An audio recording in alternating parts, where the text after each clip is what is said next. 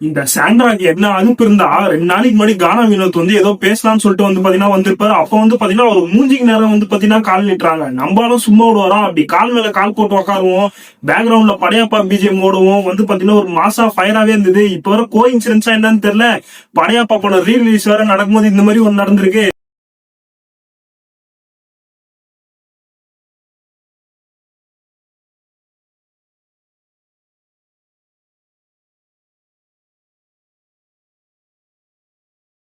இப்பெல்லாம் இந்த சாண்ட்ராவை பார்த்தாலே இந்த ராட்சசன் படத்துல கிறிஸ்டோபர் அவங்களோட அம்மா ஒருத்தவங்க இருப்பாங்க பாத்தீங்களா, அதே மாதிரி தான் வந்து பாத்தீங்கன்னா இருக்காங்க. லைட்டா ஃபேஸ் கட்டும் கூட அந்த மாதிரி தான் இருக்கு. எத்தனை பேர் இதை யோசிக்குன்னு சொல்லிட்டு கீழே கமெண்ட்ஸ்ல கமெண்ட் பண்ணுங்க. முன்னெல்லாம் வந்து பாத்தீங்கன்னா ஹோஸ்ட் தான் வந்து பாத்தீங்கன்னா கண்டஸ்டன்ஸ் ரோஸ்ட் பண்ணிருந்தாங்க. ஆனா இப்பெல்லாம் வந்து பாத்தீங்கன்னா கண்டஸ்டன்ஸ் எல்லாம் கும்பலா சேர்ந்து உட்காந்து வந்து பாத்தீங்கன்னா ஹோஸ்ட வந்து பாத்தீங்கன்னா ரோஸ்ட் பண்ணிட்டு இருக்காங்க.